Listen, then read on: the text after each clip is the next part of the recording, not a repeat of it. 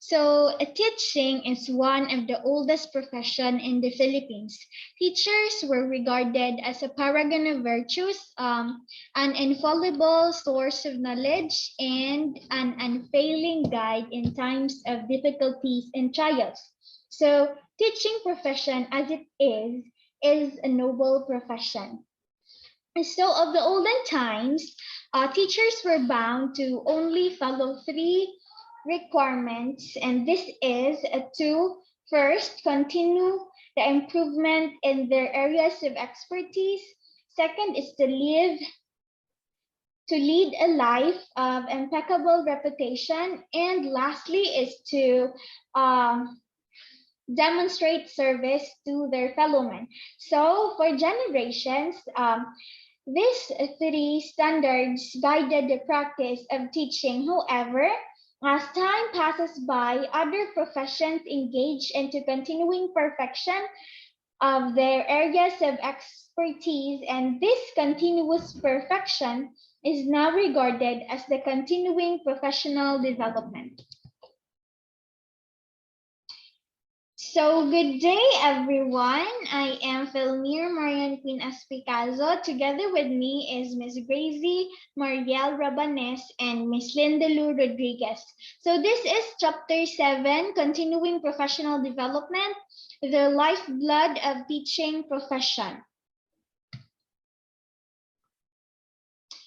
So this report contains continuing professional development, of course, the Republic Act 10912 series of 2016, PRC Resolution number 1032 series of 2017, and its underlying rules for the implementation of CPD in the Philippines.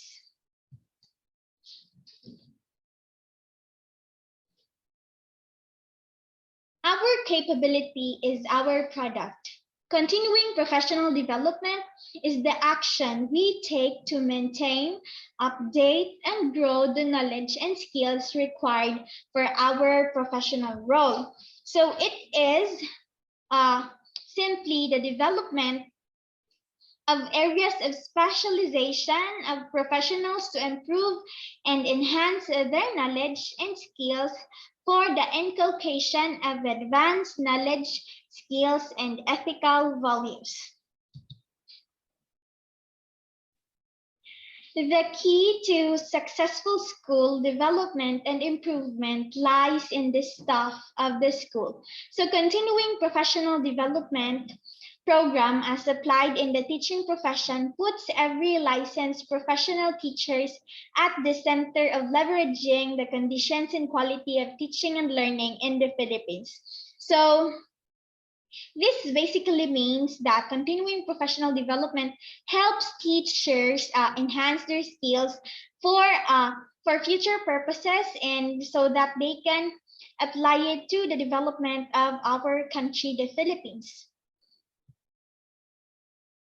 Thus, CPD is hereby made as a mandatory requirement in the renewal of PIC of all licensed professionals under regulation of the PRC. This is according to the Section 10, Article 3 of RA 10912. So hereby, this policy is declared on the state to promote and upgrade the practice of professions in the country. So Republic Act 10912 is an act mandating and strengthening the continuing professional development program for all regulated professions, creating continuing professional development council. So CPD is essential for any professional who desires to deliver world-class services. So herein, the PRC shall undertake the overall implementation of the CPD program with the CPD Council. So, PRC Resolution number 1032 series of 2017 is titled Implementing Rules and Regulation IRR of RA 10912. So the continuing professional development made way for the implementation of this PRC resolution so that CPD will be effective in the Philippines. So this resolution caters for rules, and these rules will help the implementation of continuing professional development in the country. So implementing rules and regulations of Republic Act 10912 states that the state shall institute measures that will continuously improve the competence of the professionals in accordance with the international standards of practice to ensure their contribution in uplifting the general welfare, economic growth, and development of the nation. So our government through PRC is empowering the Filipino professionals in their practice, thus making them globally competitive with this resolution and the act. So in this section, rule number 1 shows the nature of CPD programs, and these are the formal learning, non-formal learning, informal learning, self-directed learning, online learning activities, professional work experience, and corporate social responsibility. So firstly, what is formal learning? So formal learning is basically in a structured room. So actually, formal learning is very familiar to us because we already talked about this many times in our different discussions of different subjects. So non-formal and informal learning, namely, is both a different types of learning. So what is non-formal learning first? So non-formal learning is the learning that has been acquired in addition or alternatively to formal learning. Next is the informal learning. So informal learning is the learning that occurs in our daily life. Next is self-directed learning. So self-directed learning refers to learning activities such as online trainings. Next is online learning activities. So these online learning activities namely be what we are doing now. So this basically is associated with structured or unstructured learning initiatives that makes use of the internet. So next is professional work experience. So professional work experience is any participation that a professional gains while working in a specific field. So we'll not go further with the nature of CPD programs because Ms. Gracie Rabanes will dig deep with this on her part. So under also rule 1 is the proponents of CPD implementation. So they are the CPD Council, CPD Provider, Professional Regulation Commission, and the Professional Regulatory Board. So who are they? CPD Council first. CPD Council first are those body created to promote,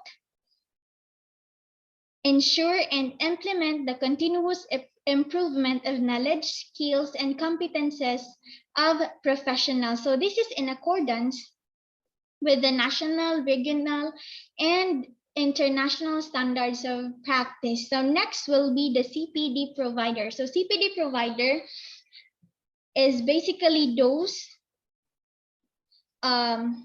of natural or judicial person accredited by the CPD Council to conduct CPD programs. Next is the Professional Regulation Commission. So PRC refers to the government agency responsible for the administration, implementation, and enforcement of regulatory policies on the regulation of licensing of various professionals and occupations under its jurisdiction. So next is Professional Regulatory Board. So Professional Regulatory Board, PRB, refers to a body created by law, decree, and other issuances pursuant to laws to regulate a specific profession or group of professions. So this proponents will help on the implementation, and they are the ones to implement the continuing professional development in the Philippines. So that would be all. So let us all welcome Ms. Gracie Rabanes for the for the underlying sections and topics of Rule 2 of the PRC resolution.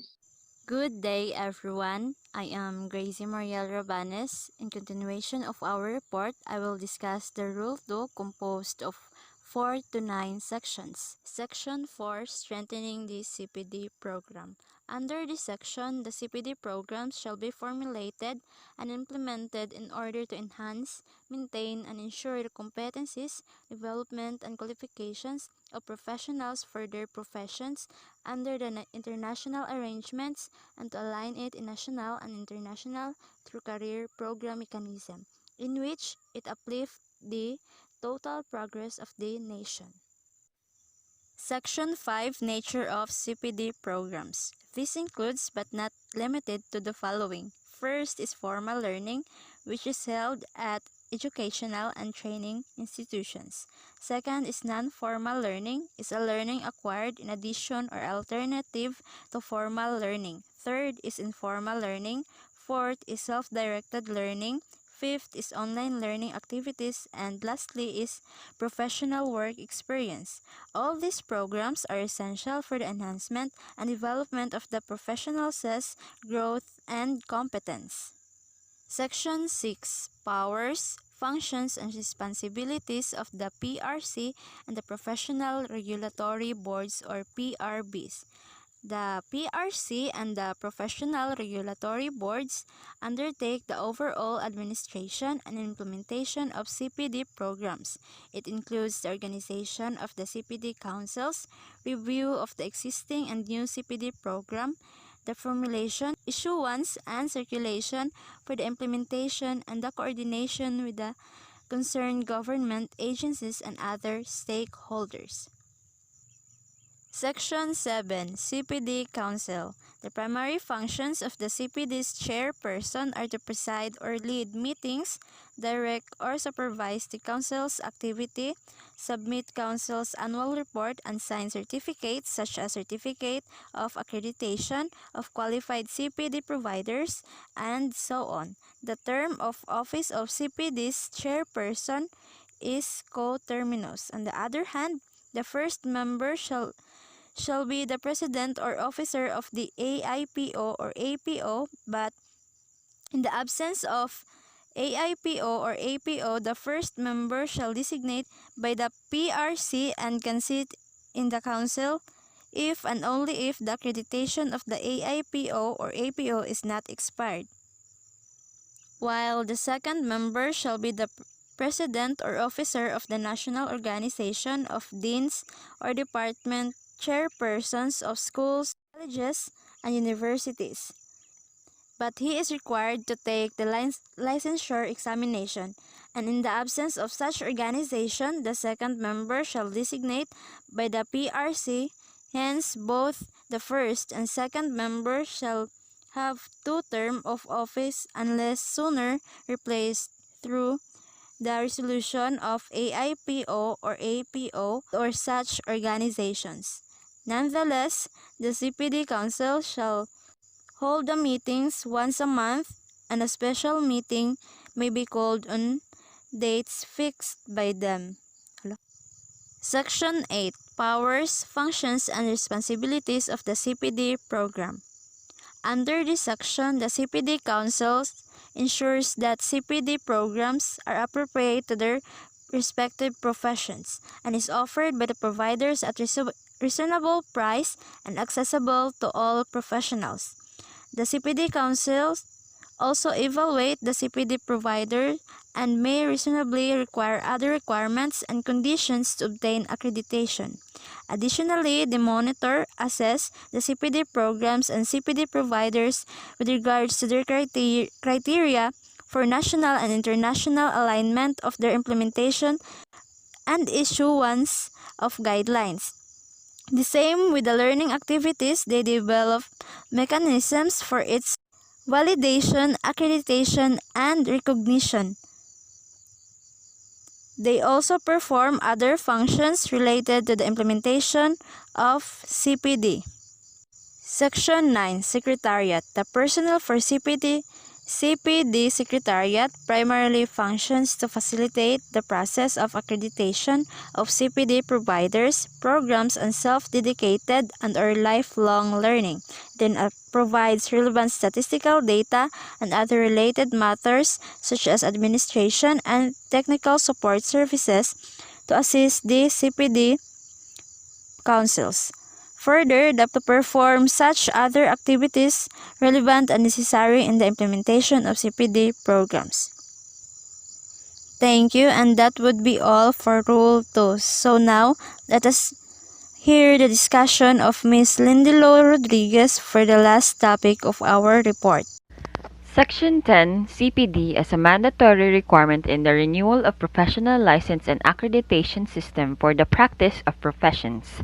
The CPD is hereby made as a mandatory requirement in the renewal of the PICs of all registered and licensed professionals under the regulation of the PRC. Registered and licensed professionals complete the required credit units every 3 years of compliance period. A copy of the matrix of credit units required per profession is herein attached as Annex J or as specified in the professional regulatory law or as provided by the PRB and the Commission through a resolution that may be used. Any excess CUs earned shall not be carried over to the next 3-year period, except for all the credit units earned from the doctorate and master's degrees or specialty trainings, which shall only be individually credited only once during the entire compliance period. Credit units may be earned by professionals who participate in programs initiated by the PRC and the PRBs for the development of their respective profession, including, but not limited to, A. Crafting of IRR, B. Upgrading of table of specifications, C. Formulation of career progress and specialization, D. Formulation of instructional design for CPD of the concerned profession, and E. Other similar programs as may be approved by the CPDC concerned. The table below shall be used as reference for the renewal of PIC in the transitory period. However, the PRB concerned may prescribe their own required CPD credit units through a resolution subject to the approval of by the Commission. The PIC renewal period of January to June 2017 has a minimum of 0 CUs required for the profession. For July to December 2017, it is 30%. January to December 2018 is 60%. January 29 and onwards is 100%. Section 11 states the recognition of credit units. All duly validated and recognized CPD credit units earned by a professional shall be accumulated and transferred from academic to professional and vice versa in accordance with the pathways and equivalences of the Philippine Qualification Framework. Section 12 states career progression and specialization. The PRC and the PRBs, in consultation with the AIPO or APO, the Civil Service Commission, other government agencies, and industry stakeholders, shall formulate and implement a career progression of specialization program for every profession. The respective career progression and specialization program of each profession shall form part of their CPD master program. Section 13 states role of the concerned government agencies and the private sector.